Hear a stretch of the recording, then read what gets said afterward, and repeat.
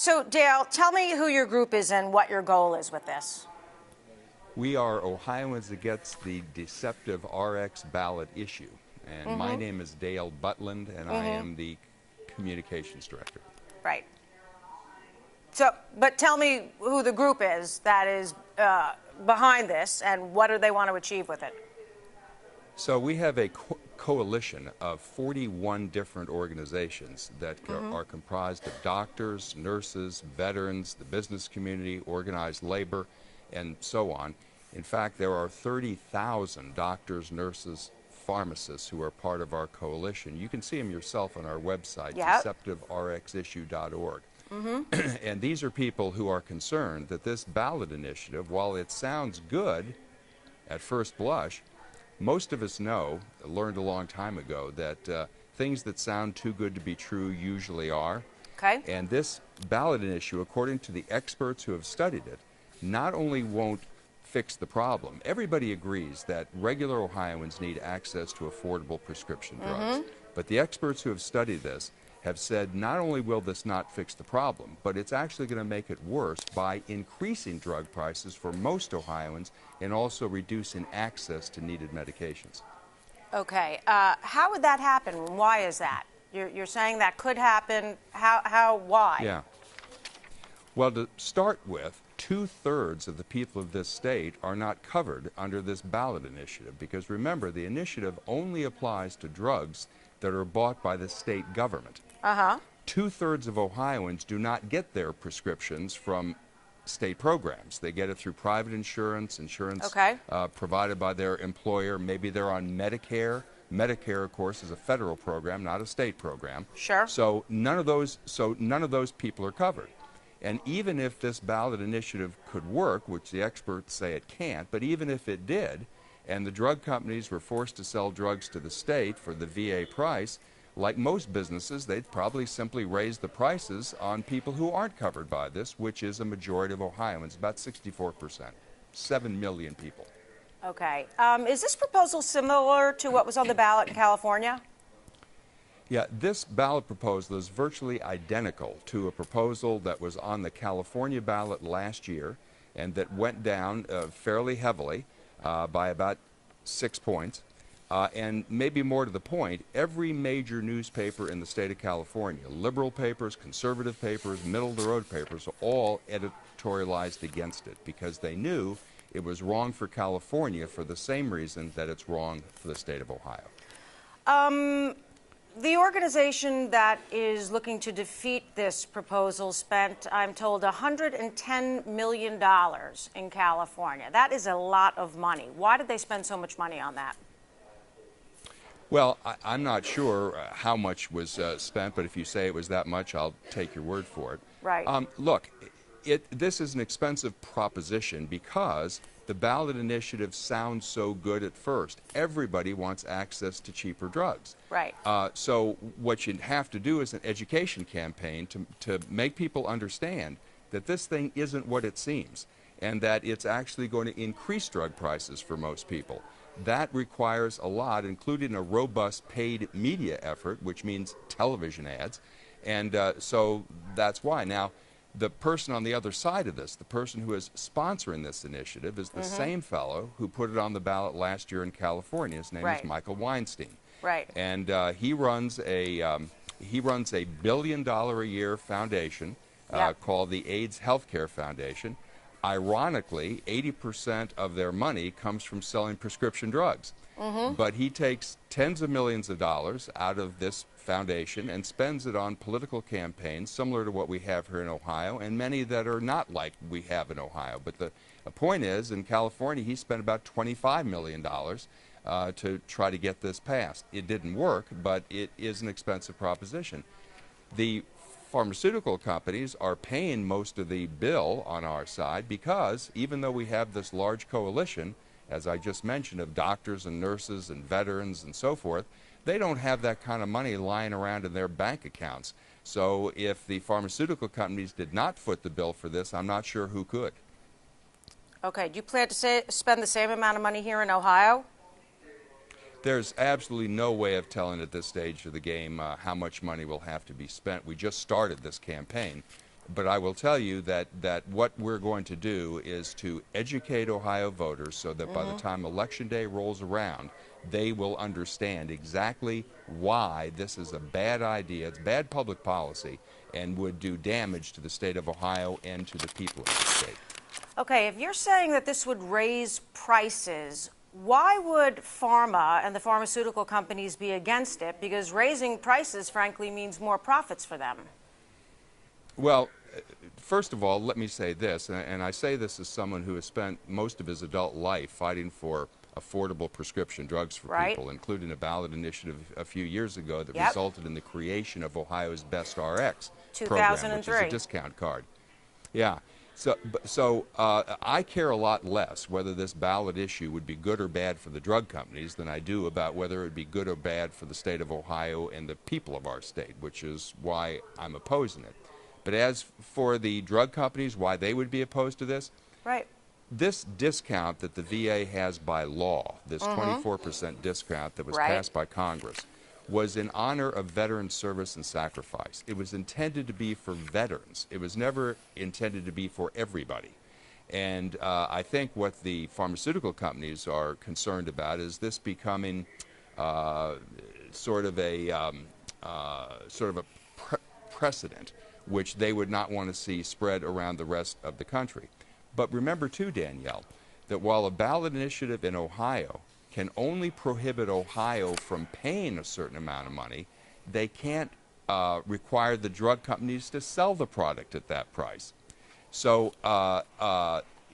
and the other thing that I think is very important to understand is that the other side wants you to believe that Ohio does not currently negotiate prices for drugs. We do. In fact, 75% of the drugs the state buys is for Medicaid recipients. And by law, Medicaid gets a 23% discount on branded drugs, slightly less for generics.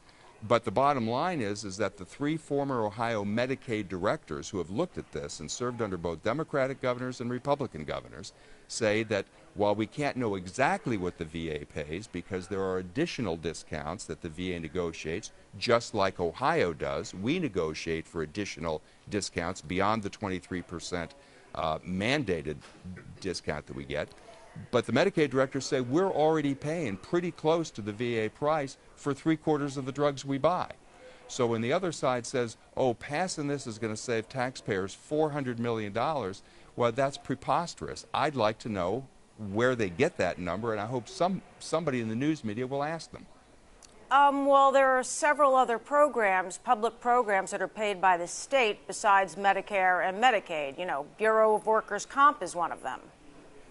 Yeah, so as I said, roughly 75% of the drugs we buy are for Medicaid recipients. The other 25% are for state employees and retirees, prisoners, college and university personnel, and so forth.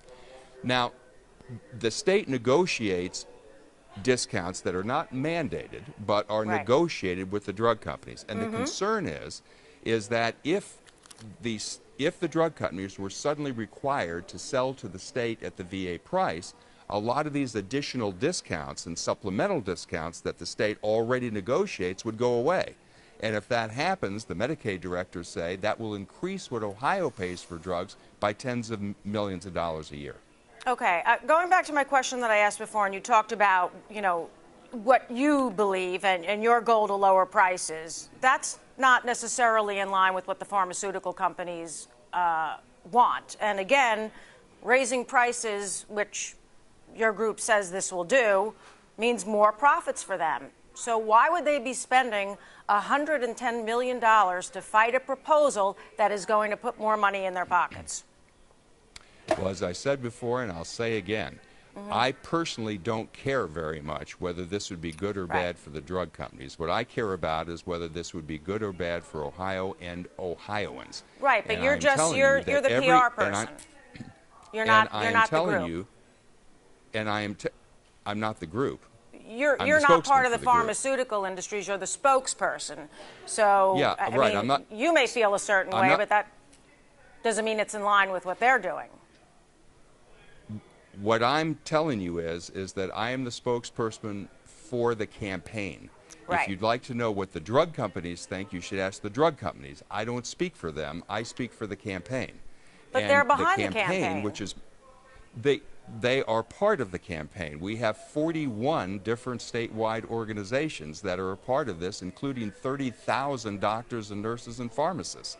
They are concerned about higher drug costs for their patients. And they see it every day in their offices.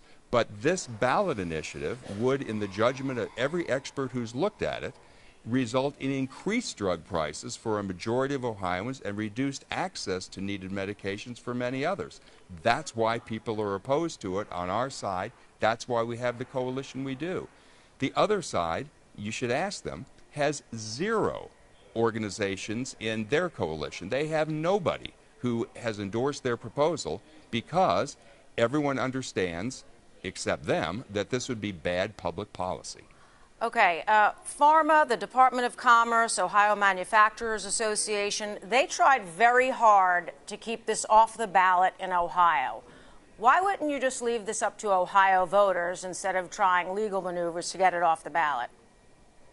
Well, I was not a part of that exercise, so I'm not quite sure what happened, but I do know that every time there's a ballot issue in Ohio, and I've been doing politics in this state now for 3 decades or so, okay, is that it's often the case that there's a challenge on the signatures. Are the signatures valid? Were they collected in the right way? Did they meet the tests of law? Right. That's apparently what happened here. Right. Ultimately, the signatures were judged valid, and the thing is going forward this year. This could have been on the ballot, and I think the backers of the measure wanted it to be on the ballot last year, the same as it was in California. Right. But it'll be on the ballot this year instead. But had it been on the ballot last year in Ohio, I have no doubt in my mind it would have gone down to the defeat that it deserves, just like it did in California last year. Okay. In your frequently asked questions, and you mentioned this just a moment ago, you guys were kind of questioning the Michael Weinstein and the AIDS Healthcare Foundation. Why is that? Yeah. Well, I just think that people should know, just like they know who's on our side. I think they ought to know who is backing this on the other side. And the fact is, this is a controversial activist in the state of California, sure, who spends tens of millions of tax-exempt dollars on things that are many times unrelated to the anti-AIDS mission of his foundation. Earlier this year, for example, he spent $5 million to put a ballot initiative on the ballot in Los Angeles that would have resulted in the stoppage of residential housing construction in LA for 2 years. Now, it went down pretty big, 70 to 30, but he spent $5 million to do it. What does that have to do with the anti-AIDS mission of his foundation? This is the kind of stuff he does. And I want to mention one other thing, Danielle, because everyone so far has been talking about one of the things the ballot initiative does, which has to do with drug pricing. Right. But the other piece is, hidden away in this ballot initiative under paragraph G is the unprecedented right that it would give the 4 named sponsors of this initiative, 3 of whom work for Mr. Weinstein, would give them the unprecedented right to intervene in any legal challenge that is filed against this initiative if it's passed and becomes law, and would require the taxpayers of this state to pay their legal fees. That's never been done before in the history of the state of Ohio. And given the fact that Mr. Weinstein and his foundation are very litigious, they filed some 53 lawsuits against government agencies in various states around the country, including 3 here in the state of Ohio already. This could get very expensive for taxpayers of the state. That's not totally correct, because actually what the proposal says is that the people behind this would have to pay a civil fine of $10,000 apiece if the court finds the law unenforceable.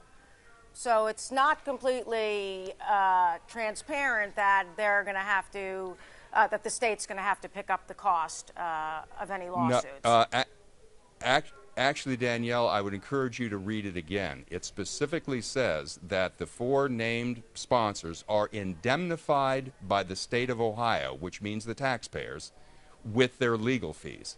In other words, their lawyers' fees would be paid by the taxpayers. And if you think that a $10,000 civil penalty, if they lose, would come anywhere close to covering those legal fees, why, I have a bridge I'd like to sell you in Brooklyn. Well, that's only that's only if they find it unenforceable. But it's No, $10,000 apiece. That's if they lose, right? Right. If the lawsuits are successful, or I mean, if the 4 ballot sponsors are successful, then they don't pay the civil fine, but we still pay their legal fees. Well, that's only if there's if you're contesting the law, if you're going to be suing them for the law. Danielle, I will tell you that everyone who has looked at this is certain that this will lead to a tsunami of lawsuits. Okay. For example, veterans may very well sue. We have every veterans organization in the state as a part of our coalition, including the VFW, who just joined yesterday. Except the Ohio Department of Veterans. I'm sorry? Except you have a lot of smaller veterans groups, but you don't have the Ohio Department of Veterans. Well, because that is a state agency, and the Okay. state doesn't get involved in ballot issues. But I'm talking about private organizations: the VFW, the American Legion, the Order of the Purple Heart, the Korean War veterans, the Jewish War veterans. We have 10 of them, and so they're all opposed because they believe that they are supposed to have this discount that was passed by Congress and given Right. to veterans in honor of their service and sacrifice. This was never supposed to be given to everybody. As the veterans have told me, if everybody's special, then nobody's special. And so I could very well see some of the veterans organizations suing if this thing became law. Now, We need to expand. who would pay the legal fees for, this has never been done in the history of the state of Ohio, Danielle. We have never had anything on the ballot that says that if it's challenged in court, Okay. because remember, the Attorney General of Ohio, by law, defends the state when it's sued, right? Yep. But under this ballot proposal, these guys would get to hire their own lawyers, and who would sit presumably side by side with the Attorney General, and would intervene in this lawsuit, and we're covering their legal fees. That's never been done in history, and I think the voters ought to know about this before they cast a ballot on this Yeah, issue. I absolutely think they did. But we're running out of time, so let's go to a couple of things. You said that there were so many groups that looked at this proposal and are against it, that it's not going to Yeah. work. Well, the Yes. analysis that was put out of the statute was funded by the pharmaceutical research and manufacturers. You say it's independent and objective. How could this possibly be objective if pharma represents the pharmaceutical industries whose profits would be negatively impacted by this initiative? How could it be objective? Well, first of all, it is not clear, as you just mentioned yourself a moment ago, it's not clear that the profits would be negatively affected. But leave that aside. Okay. The two authors of this, and now we have a third person. These are 3 former Medicaid directors who are nationally respected in their fields. They've worked for both Democratic and Republican governors. And to the extent that, and I'm not saying that you are, but the other side is always trying to denigrate them as hired mercenaries. But they I are think hired. they deserve better than, well, I think they they were deserve, paid. well, but if you're suggesting that their analysis is flawed as a result of that, or somehow biased as a result of that, I would simply say, then where's the other guy's analysis? Where is the analysis saying that this is a good public policy idea? This has also been analyzed, by the way, by a former state budget director, who also says that this is bad public policy and that it would end up costing the state rather than saving the state money. Okay. So I would say that every analysis that's been done has found the same thing. I'm perfectly willing to argue the case if you can find me an expert that says otherwise, but so far the other side has produced nobody. Okay. I'm going to ask you one more question about this. And, I looked at the date. The independent study was released in September 2016. Why 6 months earlier than the study was released did pharma sue to try to block the initiative before going to the voters? As I said, Danielle, I was not involved in that. I have no idea. All I can tell you is that it's not unusual to have a ballot initiative, to have the signatures challenged and so forth, which apparently is what happened here. But I don't think that has anything to do with the veracity of the study. I haven't found, and I think this is fair to say, that the other side has not challenged anything that's in the study. Everything there is pretty carefully footnoted. It's referenced. And I would ask one other thing, Danielle. When the other side was thinking about putting this on the ballot issue, this has been kicking around in Ohio, as you just mentioned, for about 18 months now. Yeah. Never once has Mr. Weinstein or any of the ballot sponsors ever gone to any expert here in the state. They've never gone to the state itself. They've never gone to the Medicaid department. They've never gone to any affected entity to say, would this work? What do you think about this? Is there some way that we could do it better? They haven't had one discussion with any legislator, with any state agency, with any organization, with any doctors, any nurses, nobody. They just put it on the ballot, and then they complain when the experts look at it and say this is not a very good idea. But these are things they could have learned a long time ago had they had any interest in doing that. Okay, let's go back to then quickly Michael Weinstein, and then we'll talk about prices and access to.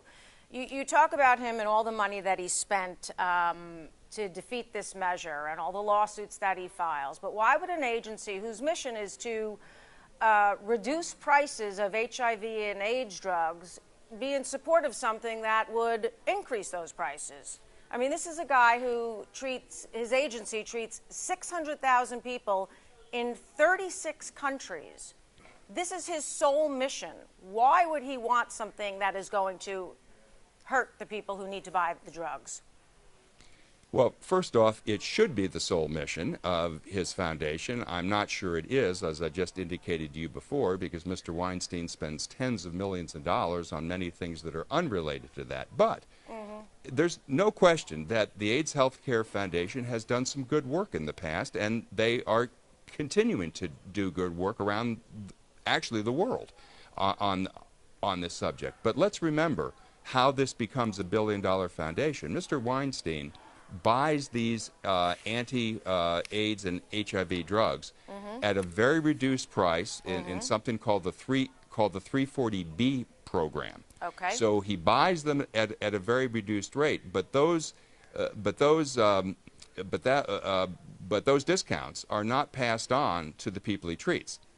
When he charges insurance companies and so forth for the treatments, he bills them the full amount, and the difference between what he paid for the drug and what he's selling them for goes into his foundation. That's how it becomes a billion-dollar foundation. It's also worthy of note that this ballot initiative. You're saying his patients don't get any discounts on their drugs? We can find no evidence that those discounts are passed on to his patients. If they were, if he were giving those drugs out at the same cost or slightly above the same cost that he buys them for, he wouldn't have a billion-dollar foundation. Well, AIDS is a pretty big issue worldwide, and if you're treating people in 36 countries and 600,000 of them, why would you have such a response to your company if you were doing stuff that was kind of questionable in terms of pricing? I'm not suggesting that he's doing anything illegal or wrong. I'm simply saying that's how you build up a billion-dollar foundation is because there's a lot of money that he is saving, for want of a better term, between what he's buying the drugs for and what he's selling them for. And then all that excess goes into his foundation. That's how it becomes a billion-dollar foundation. Okay. But let's be clear about one thing. Even if this ballot initiative passes, it will have no effect on the price of HIV drugs in the state of Ohio. Ohio is already part of a multi-state collaborative that negotiates the best possible prices for HIV drugs. And as a matter of fact, the experts say that we're buying those drugs now for less than the VA pays for them right now. So there's no evidence at all that passing this initiative would have any effect on the price of HIV/AIDS drugs in this state. So you're telling me that they can buy HIV and AIDS drugs at less than the VA can buy? Yes, that appears to be the case, and that is in the study that you just referenced. Okay, the study which, as I brought up, was funded by the pharma industry. But part of this is going to possibly raise the price to vets. Yes. Is the pharmaceutical company really going to turn around with all the negative press that they've had and raise the price to veterans? I mean, just from an optic standpoint. No, understand that. No, understand how And by how law this they works. can't. By law they can't. No. Okay. And you had Danielle, said here's this the was way. done. And you had said this was done for the veterans, in honor of their service. Well, it wasn't because Big Pharma decided, oh, let's be good to the vets. I mean, the government passed a law saying you had to give it to them for that price. May I talk now? Yep. Go ahead. All right. What you are referring to is the 24% mandated discount that's in law. Right. But that's not the lowest price the VA pays, because in addition to that 24% mandated discount that isn't going to go away, you're absolutely right. That is mandated by law. But in addition to that, the VA negotiates additional discounts with the drug manufacturers. Additional discounts, rebates, and so forth, which means that the VA's lowest price is much lower than that 24% discount. But if the drug companies are forced to sell to the state of Ohio or any other state at that mandated VA price, they don't have any incentive anymore to do the additional discounts, the negotiated discounts, and that's what's going to go away. So And that's what is going to increase the prices. It's not the mandated discount that's going to go away. It's the voluntary discounts. And the same is true on the other side with regard to the state of Ohio. Ohio, like the VA, gets a 23% mandated discount on all the drugs they buy for Medicaid recipients. Medicaid. That's about 3/4 of the drugs they buy. In addition to that mandated discount, they negotiate additional discounts. And the concern is those are the ones, the additional discounts, the negotiated ones, that are going to go away if this ballot initiative passes. And that's what would raise the price of drugs for the state of Ohio. But again, what I'm saying to you is, are the pharmaceutical companies really going to turn around and say, you know what, because we had to give the state of Ohio lower drug prices, we're not going to give you those discounts anymore for your service that you're saying that they get? Are they really going to come out and say that or do that? Danielle, I'm not sure what you're asking me. Are they going to take away the 24% mandated discount? Well, they of course, can't. they can't. I'm It is saying, mandated by law. I'm saying, so you're turning But around. You're saying that. Go. But what the ballot initiative proponents are saying is that the discount that is now for the VA should be extended to everybody, including the state of Ohio. Yeah. That was never the intent of the law.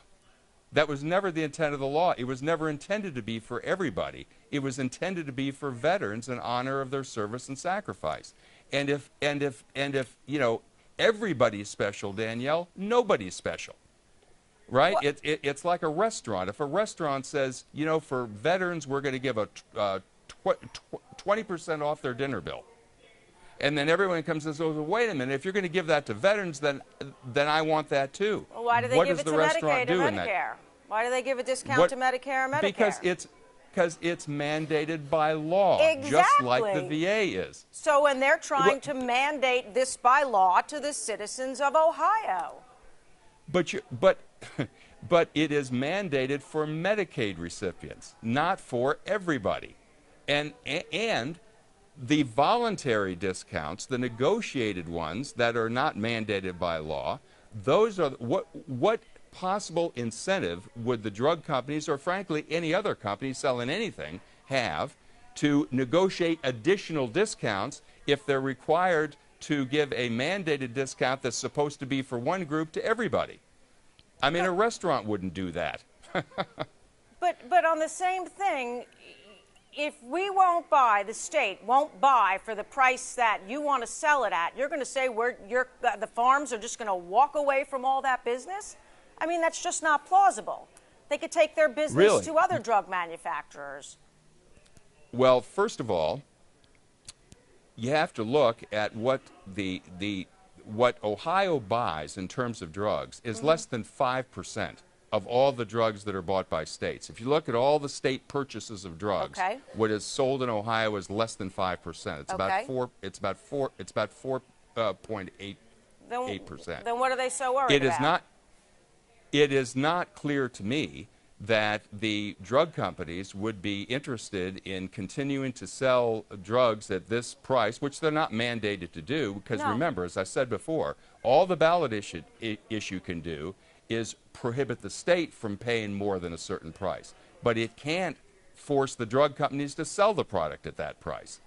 So it's not clear to me that the drug companies wouldn't say, you know, this is not a precedent that we care to set, and so we won't sell the drugs at that price. Because it's going to and then reduce what their does Ohio do? profits. And then what does Ohio do at that point if we can't get the drugs? But we have a law in place saying that we can't pay more than the VA price. What if Ohio cannot negotiate that price with the drug companies? Then what? Okay, so tell me which manufacturers are going to say, well, we're not going to give it to you for that price. Tell me which, you represent this industry, which drug manufacturers are going to come out and Danielle, say, we're not going to give you that price?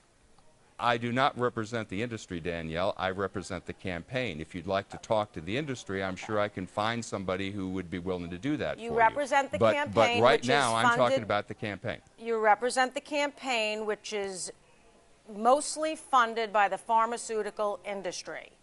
So the pharmaceutical industry that this campaign is being funded by, I'd like to know which manufacturers are going to come out and say, we're not giving the VA any more discounts, and because we have to give Ohio a lower price, we're not going to give you discounts anymore. In fact, we might not even sell to you. Who is going to come out and say that? I'd like to know the drug company. Danielle, I don't know the drug companies. I don't represent the drug companies. I don't speak for the drug companies. I am just telling you what the experts have said. The experts who have studied this have all come to the same conclusion. Now, if you want to challenge them, fine, but I can't give you the name of drug companies because I don't represent the drug companies. But you're representing the campaign, which is being funded by manufacturers. So if these we have 41. Danielle, I also represent in this coalition. We have 30,000 doctors and nurses and pharmacists. I don't speak for the doctors. I don't speak for the Ohio Medical Association or the Ohio Nurses Association or the Ohio Pharmacists Association. They are all members of this coalition too. But if you want to know why they have opposed the thing, I suggest you talk to them. I have actually, and they're not members of the coalition. They're just saying they're not behind the proposal. I beg your pardon, Danielle. They have signed on to the coalition, and you can see it. And you can see it on our website. They are part of the Vote No coalition. Well, yeah, but they're not contributing to it. And the organization that I spoke to, specifically NAMI of Ohio, said they just have concerns based on the many presentations that were given to them. So they're really doing it because they're scared versus the fact that they support it, and said they were very open to hearing other suggestions and proposals. Well, I will take your word for it, Danielle, that they are motivated by being scared. I have never heard that, but if that's your take on it, but fine. Yeah, I spoke directly to them because I wanted to know, why are you against this proposal? And that is what they told me. And they said because we're scared? Yeah, they're worried that their patients will not get the drugs that they need or that their prices will increase. That is exactly what they told me. That's exactly what I've been telling you too. But for some reason, you won't accept it from me. What I'm saying, the reason why I'm having difficulty in accepting this is because, first of all, there's no proof that's going to happen. It's all, it may happen. And second of all, the analysis, again, that says that this is maybe going to happen was funded by the pharmaceutical industry, who has an incentive to keep prices up. They don't want to decrease their prices. Why would they? For the sake of our discussion, Danielle, if you want to conclude that the 3 former Ohio Medicaid directors and the state budget director who were have paid. a study that is compromised because they were paid. Yep. Then maybe you can explain to me why every newspaper in California, including the LA Times and the San Francisco Chronicle, who are very progressive papers, can you explain to me why every single paper in the state of California editorialized against this initiative? Is because that they were all bought too by the pharmaceutical companies? Or do you think that maybe there may be something wrong with this proposal? I don't know, and that's a very good question, and I certainly will look into that, and I appreciate you bringing that to my attention. I don't know if it's the same reason that some of the groups have signed on, because they are scared of what could possibly happen. This is a risky proposal, Danielle, and I don't think anybody can say with certainty this is 100% going to happen. Right. Nobody knows. What Right. they're saying is that it is likely to happen. And it's likely to happen for all of these different reasons. Now, Right. if voters the in drug Ohio want manufacturers to... don't want to lose out on profits. That's why it may happen. I mean, that's the bottom line. I mean, if that's your take, No? that's, Well, that's fine. is it I not? can't... Is the pharmaceutical industry really being so altruistic and saying, we don't want to raise prices for the people in Ohio, and that's why we're against this?